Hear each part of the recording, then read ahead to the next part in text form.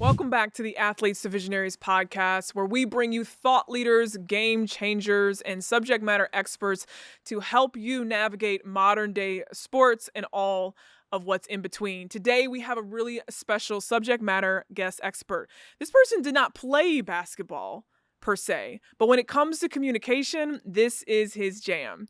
Jarrod Uddin is a public speaking and executive communication coach who has spent the last 7 years coaching over 1,000 Fortune 500 and Fortune 10 executive leaders on communicating with clarity, confidence, and presence in the moments that matter most. A TEDx speaker, a TEDx speaker coach, published author, and the 2025-26 Marquise Who's honoree. Jarrod is the creator of the Standing Ovation app and his live coaching program, Own the Room. And just know this, his methodology is rooted in brain science and what he calls soul-first coaching, teaching people not just what to say, but how to be unforgettable when they say it. Based in Orlando, Jarrod is living proof that the person who once froze on the stage and went completely blank can become the coach others call when everything is on the line. All right, so sit back, grab a notepad and a pencil. We're going to get into it. Welcome, friend. What's going on? Coach, mentor, Let's go. all the things. Welcome to the Athletes of Visionaries podcast. So happy to be here. This is awesome. This is so cool right now because you are on the other side. Like, you are being interviewed right now. Right.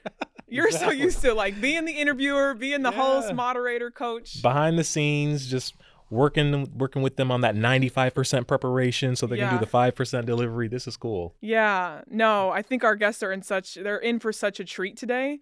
Not only because you were my coach and I still consider you a mentor, but you also are an executive communication coach for some of the biggest organizations on the globe. Yeah. And you travel the world weekly, monthly to coach people on how to present, how to show up in the room, how to own the room. And you've taught me that. So hence I'm here right here now, partly because of him. And I think it's just, you guys are in such for a treat. So what I like to say is like, you are excellent in what you do. And there was also, for many people that are excellent, came to a point where like they started somewhere, right?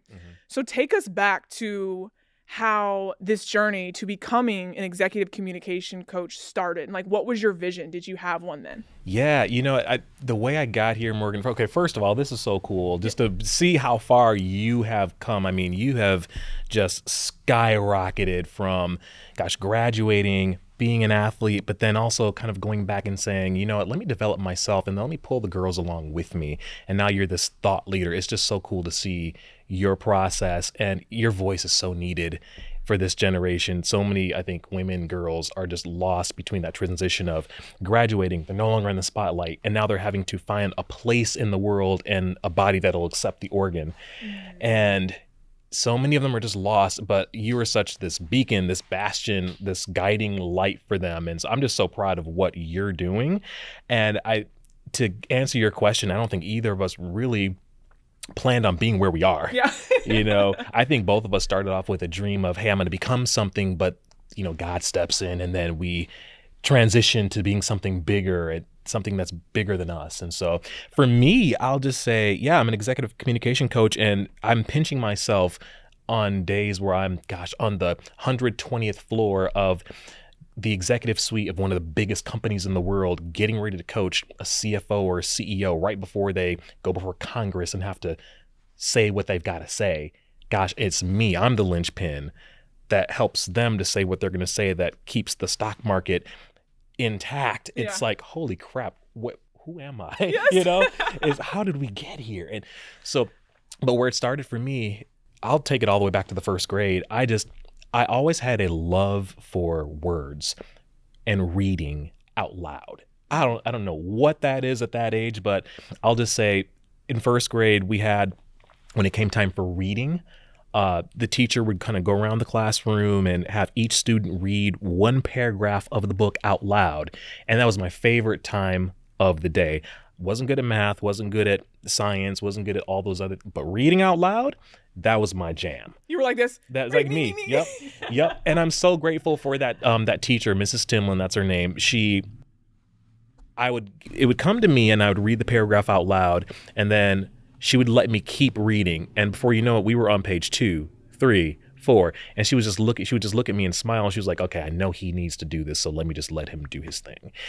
And fast forward, we took a field trip to a news station in the 6th grade, and all the 6th grade class, we got to sit there on the hard stone studio floor and watch 2 newscasters do a live newscast on the news. And I thought, oh, that's what I'm going to be. Fast forward, I was in every speech competition. I was the news guy for my high school and college, on camera every day. Had 5 news internships and discovered I absolutely hate this field. I had this dream, from here to Japan, but I had a taste of it and I said, this is not the industry for me. What do I do? So all I had was this talent, this hope, this skill, but what do I do with it? Ended up getting hired back then by Monster.com. They wanted to hire actors and motivational speakers, and they would give you this script, these big presentations that you would memorize, and then they gave you bookings all around the country at high schools, colleges, to do assembly programs. So you're like the motivational speaker that pumps up 800 kids at one time. And so I did that probably 4 or 5 days a week for 2 years. After a while, I got an opportunity to be an MC and a hype man for big conferences and audiences. Eventually, someone at one of those conferences said, hey, we want to learn how to do what you do. I'm like, what's that? Well, get in front of people and not be afraid. That's a thing? And in my mind, this is just a love and a passion. I didn't realize people were afraid to do public speaking. Yeah. So I started a little business where I said, okay, guys, I'm a coach. Whoever wants to learn, just come talk to me. And eventually, the whole process. You build a site, you build a funnel, you get on Instagram, you do all the things to try and promote yourself. And that's where you and I met back when I was kind of launching that whole thing and getting started. And that now turned into, being able to partner with one of the top executive communication firms in the world, where I got the chance for the last 7 years to cut my teeth going to the biggest companies on the planet and training their emerging leaders, their women, their executive leaders, people who have to be front facing to those companies and steer the ship and talk to the staff. And just to kind of cap that point, the issues that the women and men at the highest levels face as far as public speaking and not being afraid are the same issues that the people that are 21 or 22 and just starting their career face. They're all afraid to communicate and they don't know what to do. I love that. So let's dive into it, because that's exactly what we're here to talk about. Because it's such an interesting time right now in the sports world. Women's sports is exploding right now. It's a multi-billion-dollar industry. It's moving really quickly. Women are emerging, their platforms are emerging, and therefore their voice is coming to the forefront, and what they say truly has meaning, and it has the ability to literally shift belief systems around what's possible. And younger athletes now, they're coming up with social media, and they're having to be on a camera and tell people stuff and have people follow their journey and get comfortable and authentic in doing that. So there's so many ways in which athletes right now are getting pulled out of just wearing the jersey, showing up to practice and doing the thing. And now they're being called, if you will, to really have a voice. They're and ambassadors. And platforms to do that. So talk to me about, like, how do athletes, where by definition, let's say it's very much limited to the performance that you do on the court. How do they start to take small steps towards using their voice in a way that moves what they believe in forward? Or how should they start thinking differently about communication? Yeah.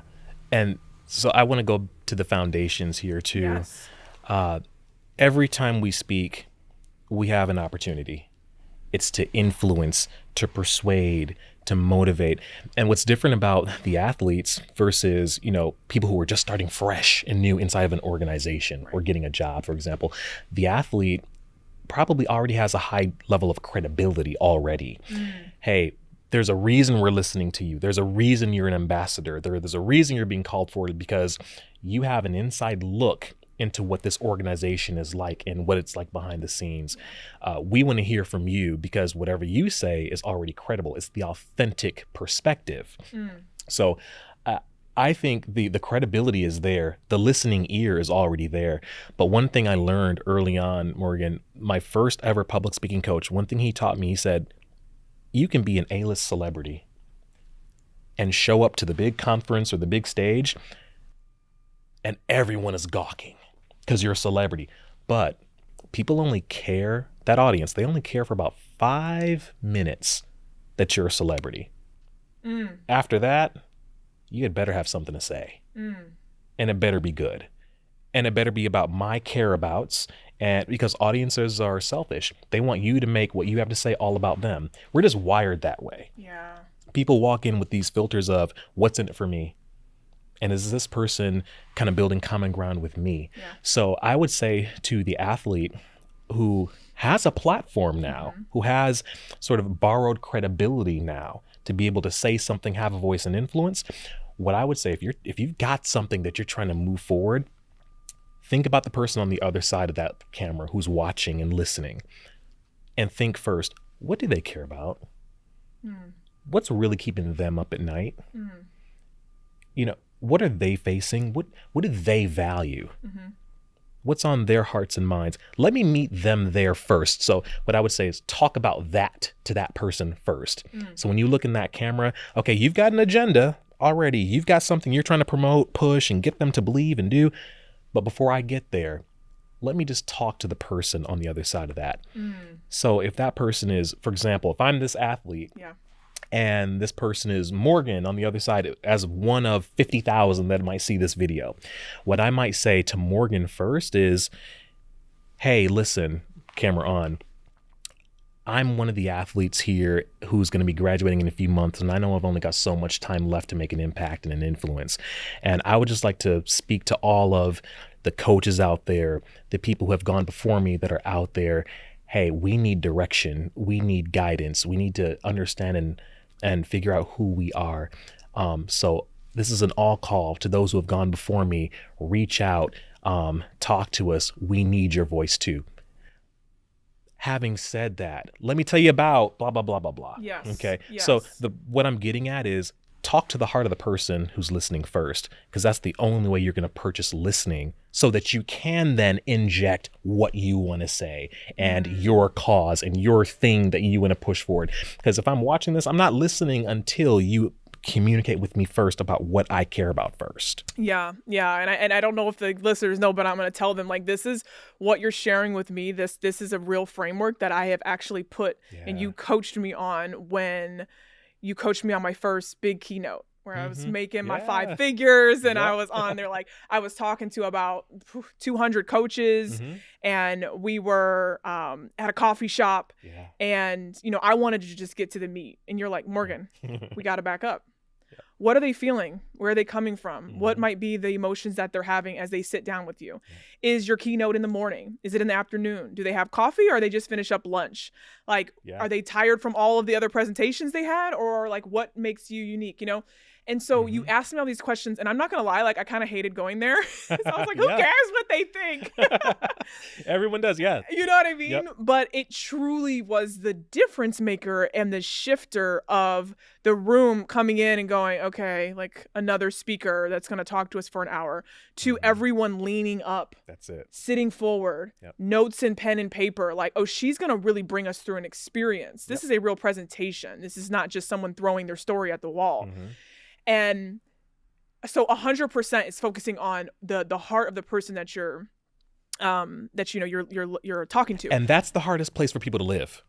That's hard for people to do. Yeah. It's so hard, but like you said, it's what makes them lean in. Right. Like, oh, finally a person who isn't here to just vomit all over me, someone who's actually thinking about me in advance of talking to me. That part. That's what cuts through. That's how you outrank someone with rank. Ooh.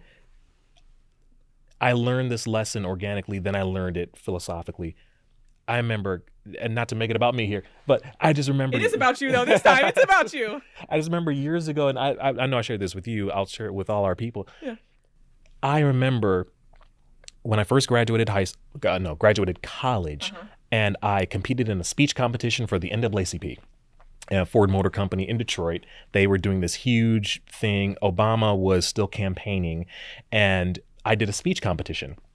Well, I had to get up on stage because I won first place. I got to get up on stage later on and deliver a little spiel. Well, in the room was every celebrity you can think of, in addition to Obama, who was like the keynote speaker for that night. Wow. Okay, who am I? Yes. Who am I to get up on the stage?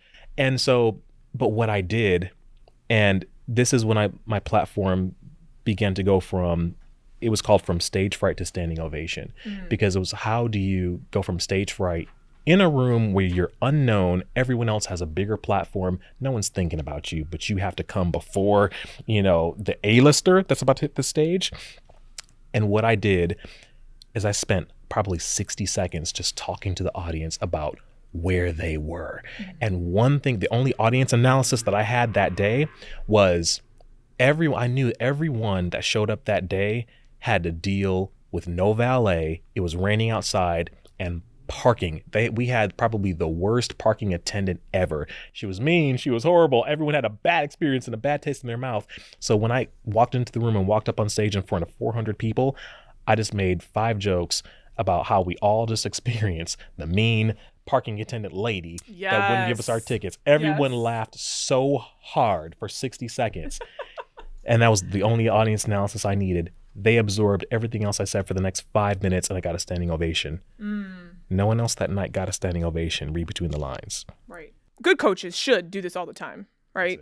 Yeah. Is if I imagine you have a coach who, let's say they come off a 3-game loss, and they had a day off and they're coming back and they're trying to revamp themselves for what's next. And the way in which that coach walks into that locker room and dresses their team is really important. Yeah.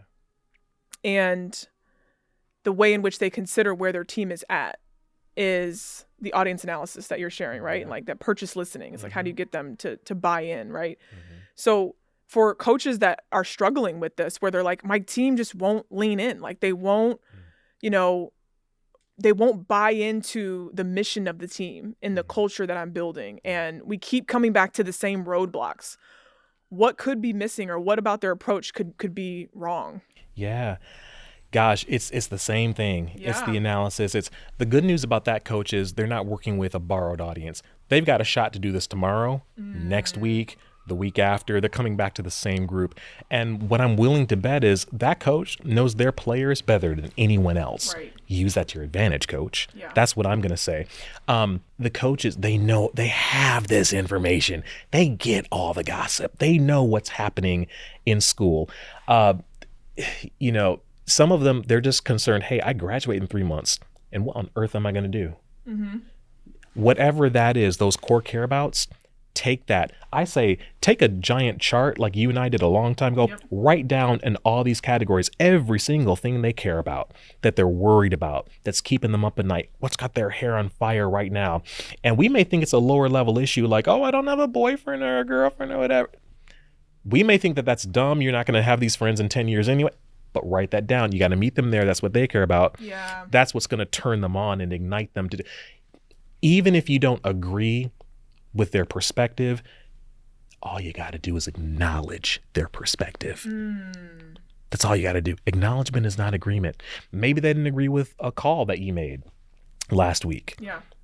Sometimes it's that apprehension of, I'm going to withhold my energetic creative contribution because I didn't get enough playtime. Whatever it is, you don't have to agree with it, but you do have to acknowledge it and the impact that it had on them.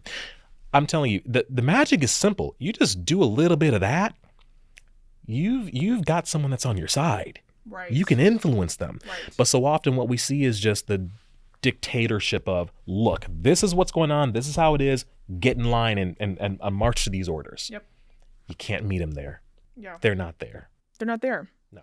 They're not there. And I think, that's, and especially now, right, with like senior leaders that are the new generation, if you will, they're not going for it. No. You can't try that dictatorship if you want to. Nope. They will not be running through any walls for you. You have got to adjust your approach. So what have you found being some of the challenges of the executive leaders that you've coached in reaching a younger generation in their business? Ooh, it's just that. And all respect to my millennial generation and all respect to our boomer generation.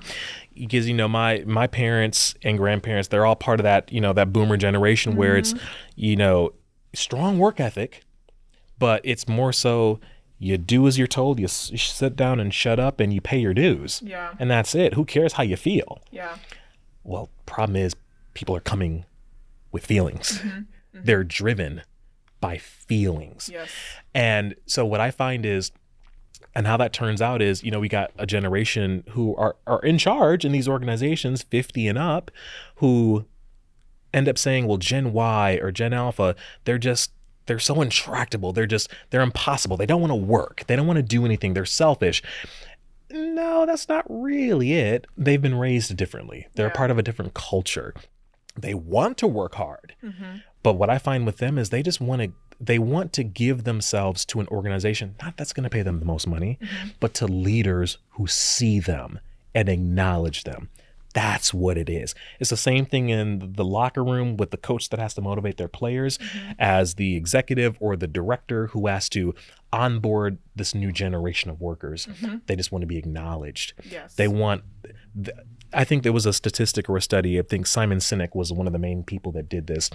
He found a new hiree or a younger worker will leave a job that's paying them $120,000 a year and go work a job that pays them $60,000 to $75,000 a year because the lower paying job, if they have a leader there that sees them, gets them, and wants to take them on and develop them, they'll go for that versus the one that's paying them more. Because the human soul's needs has not changed. We want to know that we're seen, we want to know that we're heard, and we want to know that we're valued, that we have a place, that we can take up space, and that we're being treated well. We got to have that. But it's the same thing in the locker room with the coaches. It's, hey, we're willing to follow your lead, but just acknowledge that you see me and you understand me.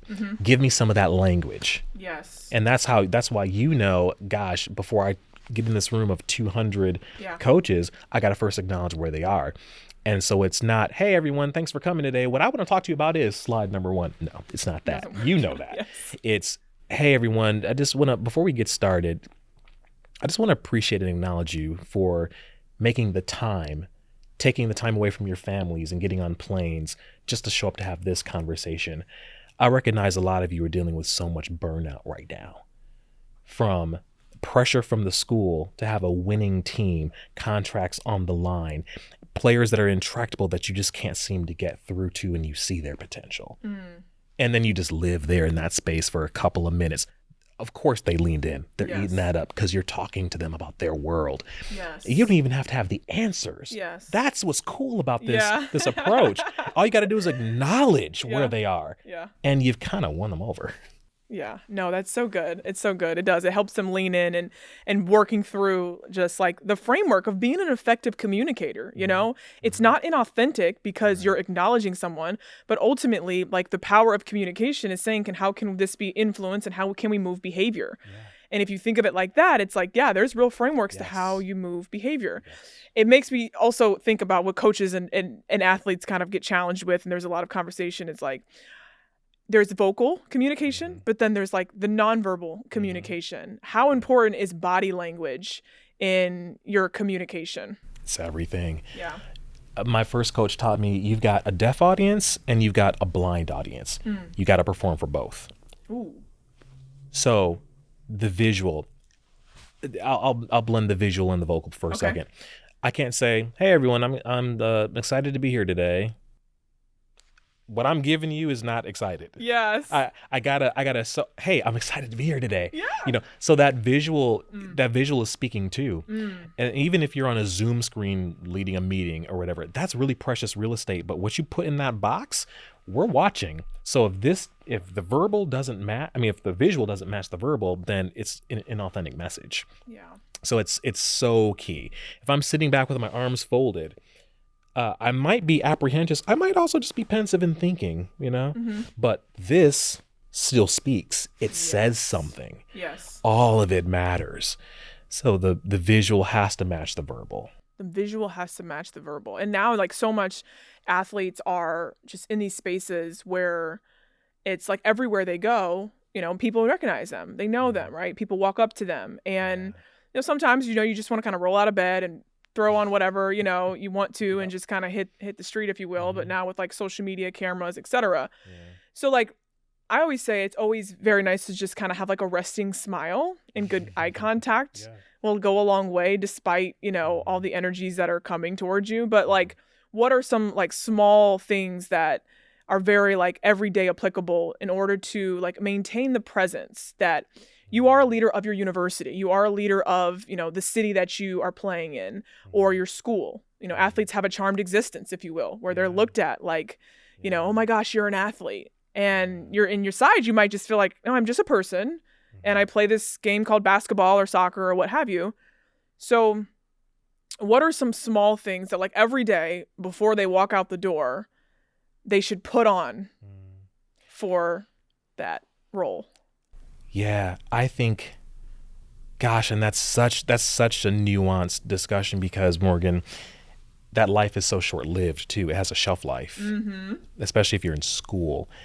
It's also a bit problematic because the comforts and the solitude that that would afford a normal celebrity doesn't always afford the college athlete because the bag hasn't caught up with the popularity. Right. So you still got to roll out of bed and probably face like a campus crowd or, you go somewhere and you're sitting at a table and gosh, and the thrill of 1,000 people are in line to get a signature from you. Yeah. One thing I might say to that person when they roll out of bed every day, I would put on a garment of gratitude. That's what I would start with personally. I would get in the mirror and say, God, I thank you that I get to live this life. Yes. I thank you that I get to have influence. I thank you that even though this season may be very short-lived, I thank you that I'm so grateful for it, but I'm also not going to be devastated by it when I cross the graduation stage and it ends. Yes. And I think this is where you kind of are stepping in and saying, okay, let's develop the soul of that person so that you have an identity before and after, that it's not dictated by that moment or that 2 to 3 years that you're in that spotlight. But I think gratitude is going to save them because it'll keep them, you might be tired that day. Yeah. You may not want to see a person and all of a sudden you get ambushed. You might have just gone through a breakup that day and be in your feelings. Yeah. And then here comes a crowd. But the gratitude will say, you know what? I forgot. This is a privilege for me to have. These people are having an excited moment where they can't believe. I'm the best part of their day, and my average day is, gosh, I don't feel like dealing with anyone right now. But that gratitude will keep you humble and keep you present. So it's going to be gratitude, and it's also going to be, I'll leave it there. It's got to be gratitude. No, that's beautiful. That's absolutely a part of my success. And I'm sure your success, because it's like even we sit on this couch with a fancy mic and we're deemed successful, and we are, and we're proud of the work that we do. And there's also many days where we didn't want to get out of bed. We didn't want to roll out of bed. We didn't want to do the presentation, send the email, make the meeting. And we had to go back to gratitude. What is going well? What is going right? Yeah, that's it. Because when I just learned, and I think you've learned it authentically, the more that we can be grateful for, the more like that will come into our life that we can continue to be grateful for. Yes. Gratitude it's a superpower and it's a weapon. Weapon. It's a superpower. Yes. It's one of those things that just causes a likeness to kind of come back. It's like the law of reciprocity. What you're grateful for will multiply. Yes. Back. Yes. No, that's so powerful. It's so powerful, and it makes me think about the vision box and the hundreds of workshops that we facilitated, me and my team across the country, with athletes and their families and their coaches, around this idea of what is your vision for your future? How can you be intentional about crafting and making it visual? And then how do you anchor yourself in gratitude? And that methodology will allow you to go through the ebbs and flows of life and the pressures that you might feel and the overwhelm, you know, that comes forward at times for athletes and their families, is like going back to, you know, what's the direction? Is it written down? Do we have visual reminders of where we're working towards? And will we root ourselves in gratitude every day? Let me tell you what's powerful about what you're doing, though, Morgan. Okay, if they really do that process, though, I would encourage them, when they're getting that vision, when they're doing that section of it. I've learned this, and I think you know this by example.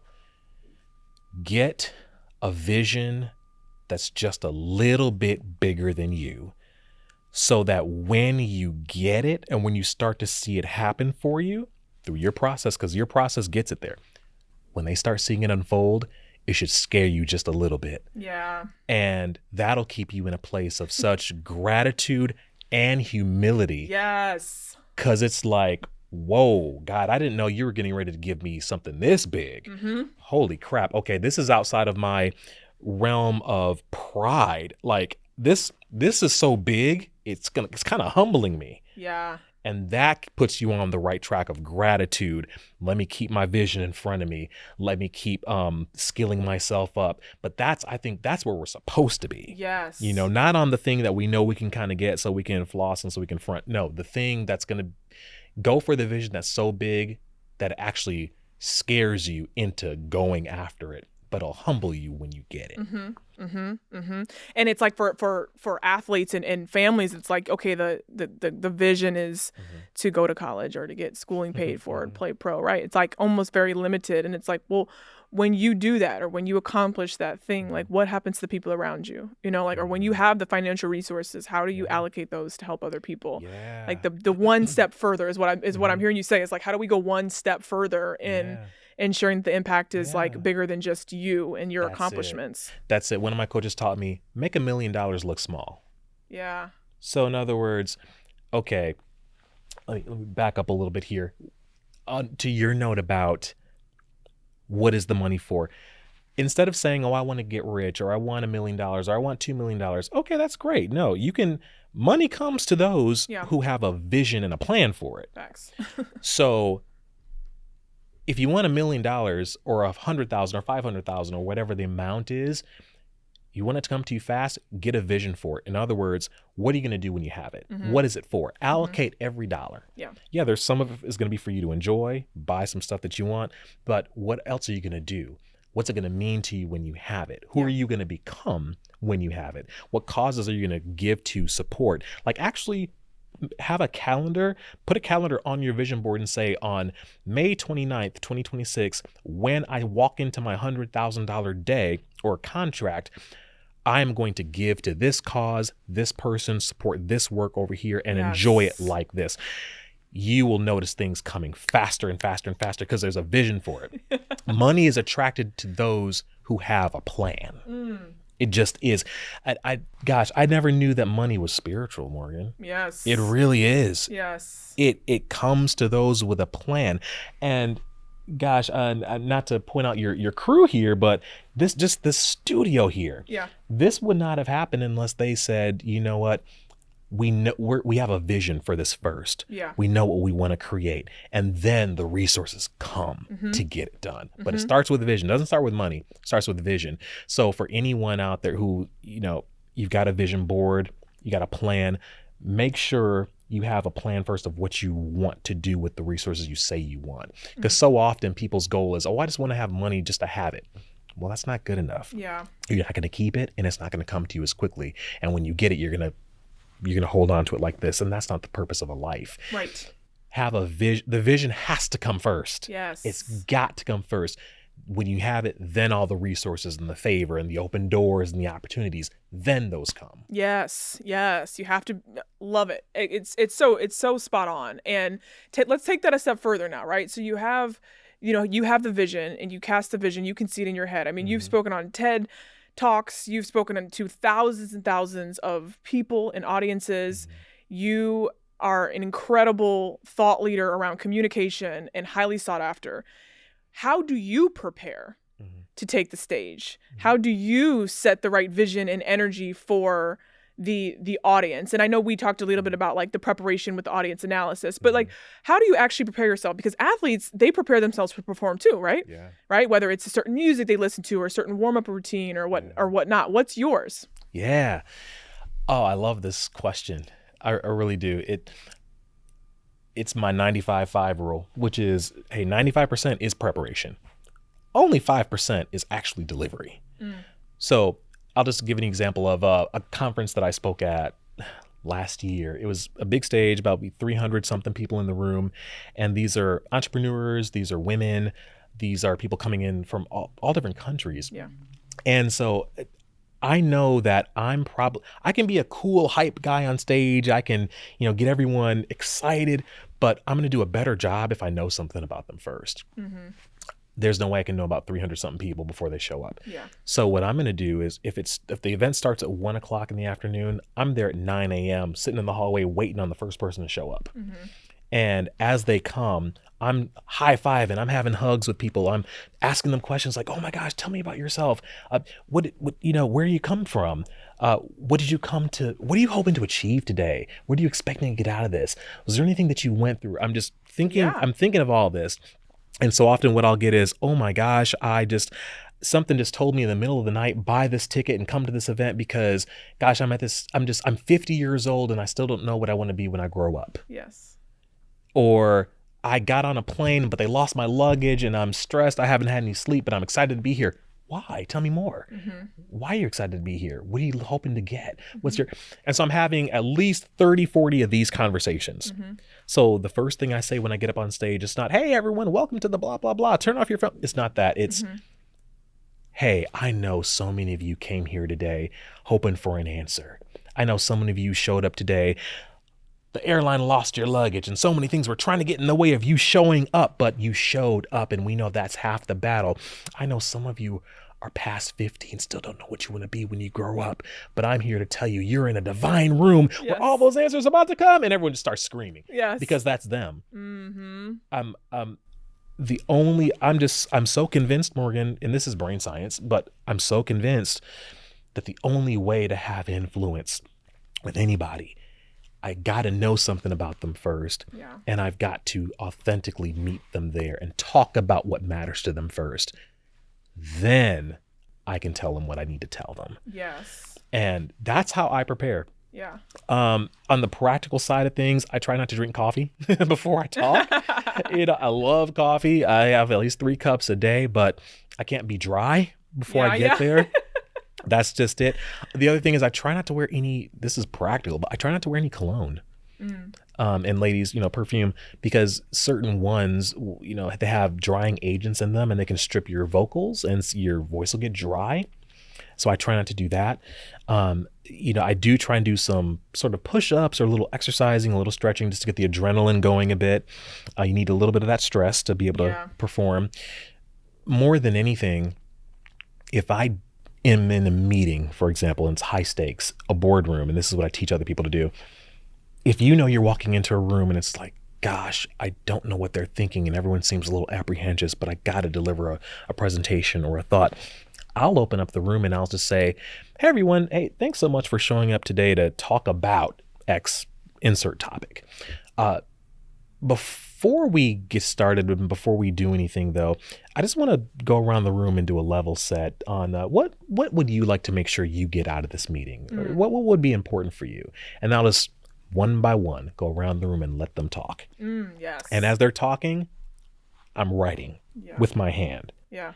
At the end of it, and I'm not, someone might say, well, something that's really been bugging me, I really want to know, what's going on with this hiring freeze or what's going on with XYZ. And they could bring up a topic that's really hard-heavy and contentious. And I'll say, got it, understood, got it. Anything else? Anything else? Anything else? I won't address anything yet. I'll just continue to go around the room and then I'll list out what I've seen here and say, okay, so honestly, folks, we got this, this, this, and this. I think we can make that our agenda today. How about that? So if we don't mind me electing an order, how about we start with, and I'll let them vote on the order. So now I'm leading the meeting, Yes. but I'm making it about them and what they care about. Yes. I'm going to get more done in that meeting than the meeting I plan to show up with.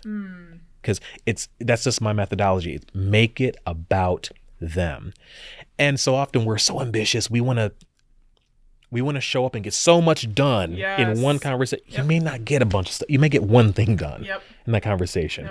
But making it about them or acknowledging where they are, you're going to, it's going to purchase so much runway for you. And we may even get into talking about this, I'm not sure, but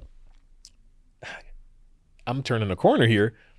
Women, something I've noticed, Morgan, in all these high level corporate spaces, it's the women that have the majority of the power to influence.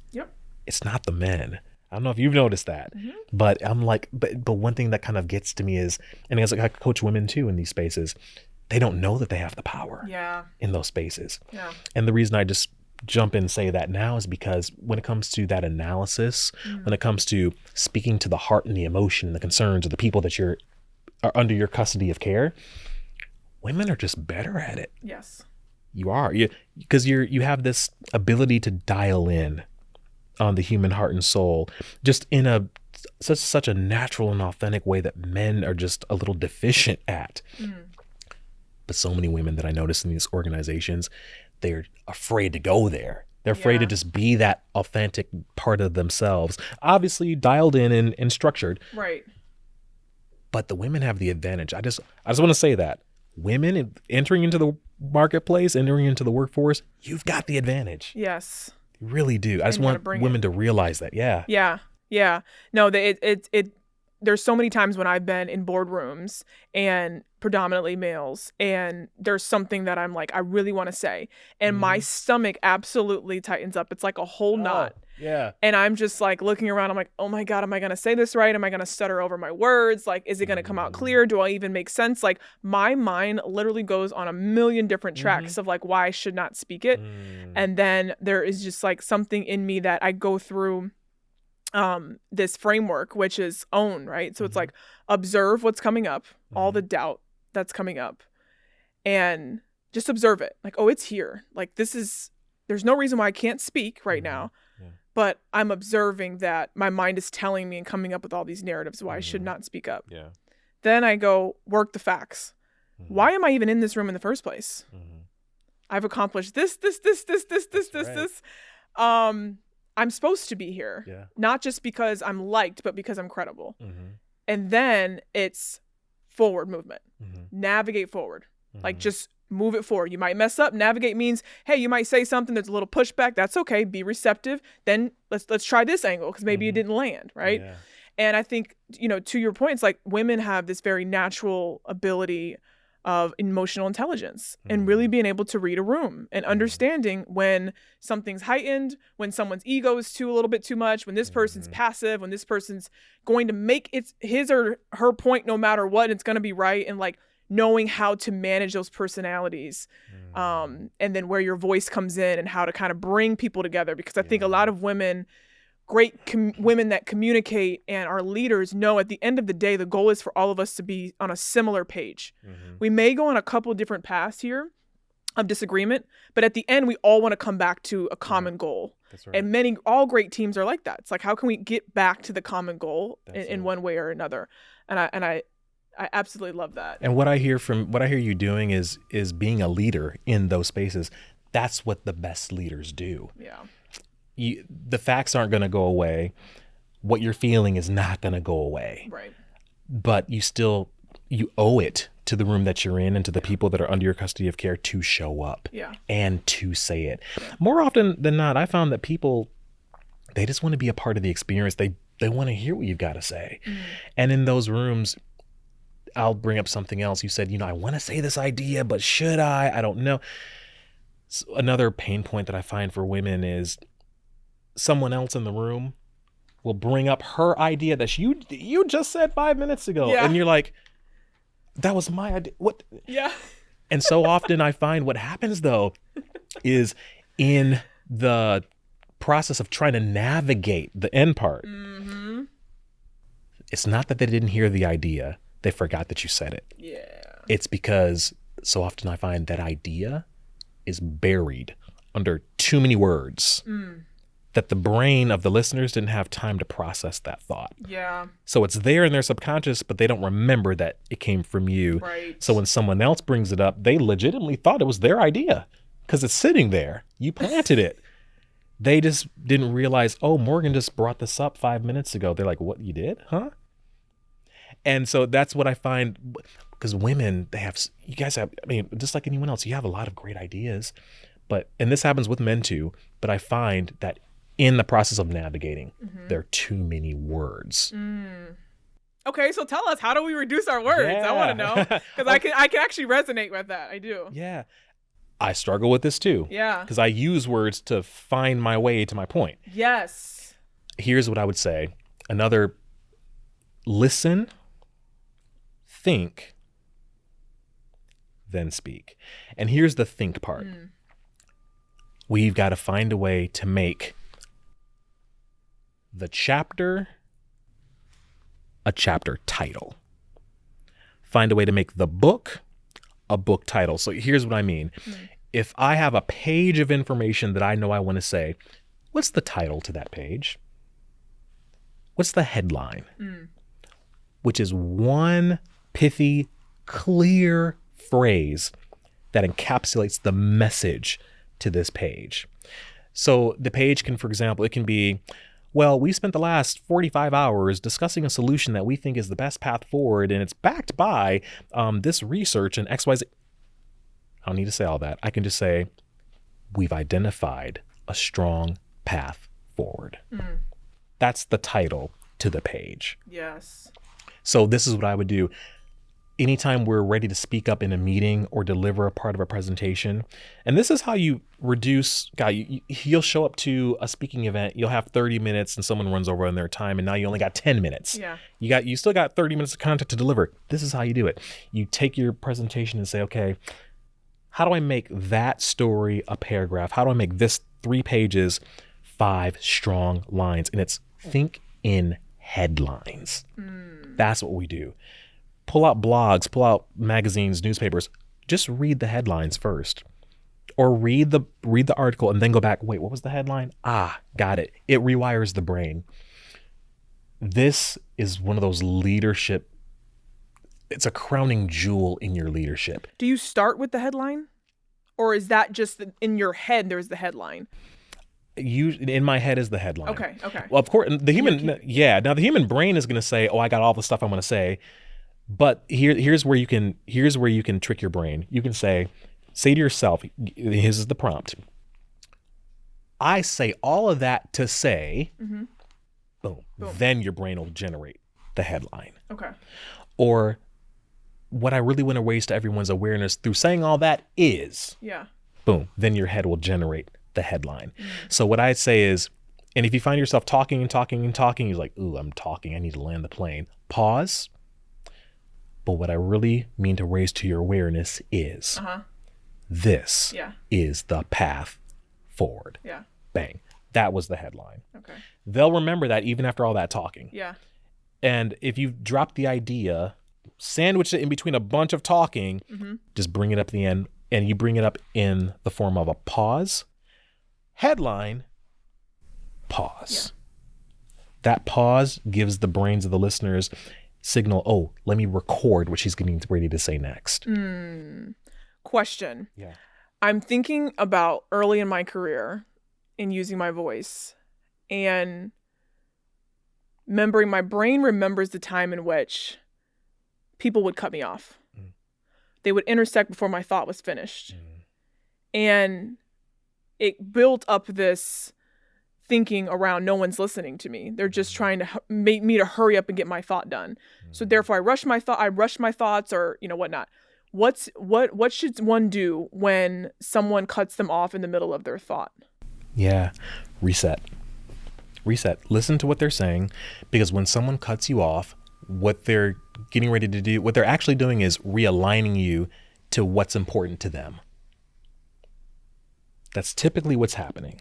So for example, if I ask you the question and you're getting ready to give me a response, and I say, so, hey, Morgan, thanks so much for that presentation. You talked about, the plans that you and your team are going to be going forward with, but just be clear with me, what does that really entail and what can we look forward to having? And then you say, yeah, so, what we're thinking about doing is XYZ ABC 1 2 3. No. You must not have heard my question.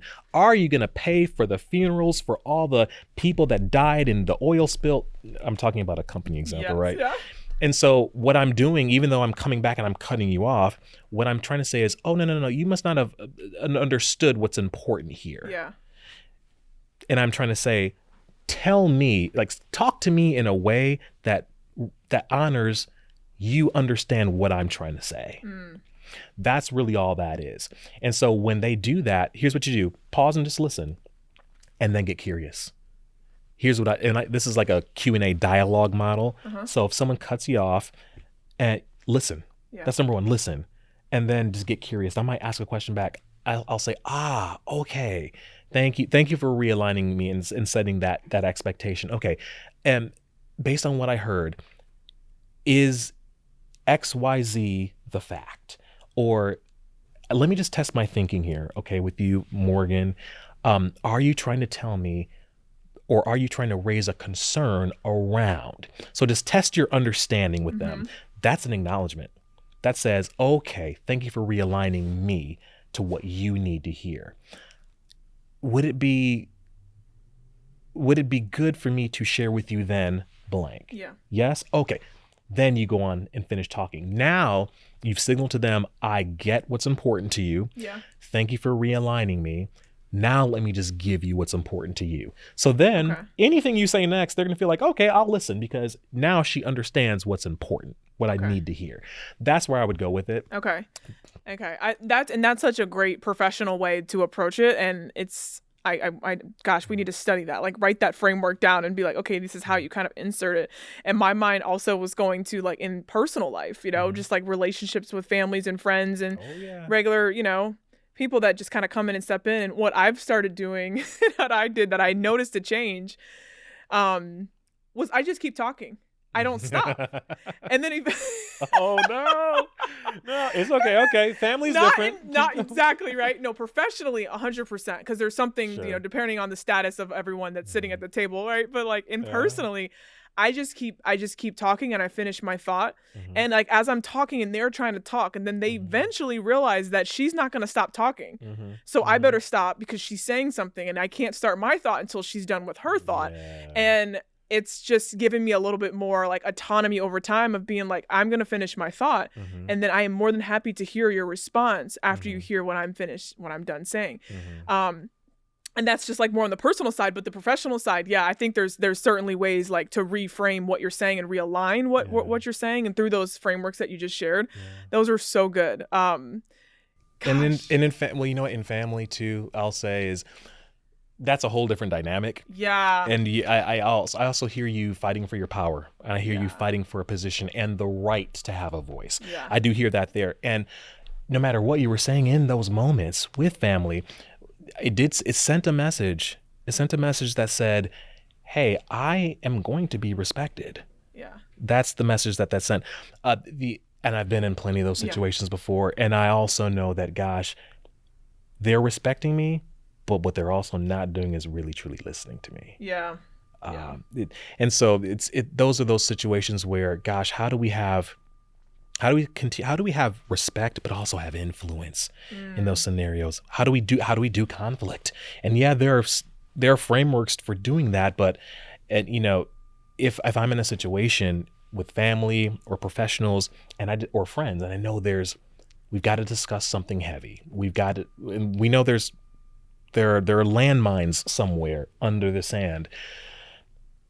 The hardest thing to do and the most exhausting thing to do is show up where we are in a prison of two opposing thoughts and ideas, and we show up to the conversation with our walls and our boundaries and our defensive positions and I gotta win. Those are the hardest conversations to have because we don't achieve anything. But I'll still go back to what we talked about earlier with the audience analysis. the first thing we got to do in all those situations, we have to establish common ground. Yes. That's what I do. I just had a conversation a few days ago with one of my best friends where we are diametrically opposed on some really important things. And so before we go into our next conversation, it's always, okay, let's start with what's the goal for this conversation? Right. Where are we both trying to get to, and what can we agree on? Yeah. Let's build a foundation on that. Well, we can agree on this. Okay, we both agree on this. Great. We both agree on this. Great. That's where everything for me kind of has to start. Hardest to do with best friends and family. Mm-hmm. It's hard, especially when you're never the prophet in your own hometown, so to speak. Yeah. But what I found is with contentious family members, over time, the best conversation, the best way that I've had influence with them is I've stayed quiet and I've just gone on a listening campaign. Yeah. Listen. I probably spent 3 or 4 years just listening to like one family member. And then I finally spoke, and I spoke clearly, slowly, intelligently, and prescriptively. To this day in my family, I'm probably the only person I'm like the whisperer to the most contentious, hardest to communicate with family member that we have in our family of 80 people. Mm-hmm. I'm the only one that can connect with her because I've gone to that listening campaign. Yeah. It's nothing but audience analysis and building common ground. So good. We can fight for a position or we can earn it. Oh, man. Mic drop. Gosh, the power of listening. So tell us now, tell all the viewers, like, I think there's just so much value here. So what's your newest project? Like, what do you have going on? How can people connect with you in your services and what you do? Yeah, so foundation at jarroduddin.com, JARRODUDDIN.com. That's just my landing page where my keynote speeches are, where you can, hire me as a coach. Also, I just launched my public speaking app called Standing Ovation. So having a coach in your pocket on the go. It's me. It's not AI. It's actually me. Yes. You can have a daily, weekly, short lesson for me, and then you can video me in a recording of you and get coaching back. And we're also turning that into now a very private, small group coaching. So you can have me twice a week live, where you can actually bring me the meeting that you've got to be working on, or the speech you've got coming up, or the interview that you've got coming up. And we practice those things. We practice these methodologies live in a small group on camera. So good. So good. So good. Thank you so much for coming Thanks, and being Morgan. here. I appreciate this it is so cool. much. Everything you're doing. Athletes to Visionaries fam, you guys heard it here first, okay? Don't take my coach from me, but I will let you borrow him. No, but seriously, down in the show notes, you have his website and everything that he does and how to connect with him directly. Make sure that you like and you subscribe. Share more guests and subject matter experts that you want to hear from. Communication executive coach we just had today. Did he play sports? No, but did he provide you a lot of value? Absolutely. So take this with you, connect with Jarrod, and I'll see you next time. Remember, be good to yourself.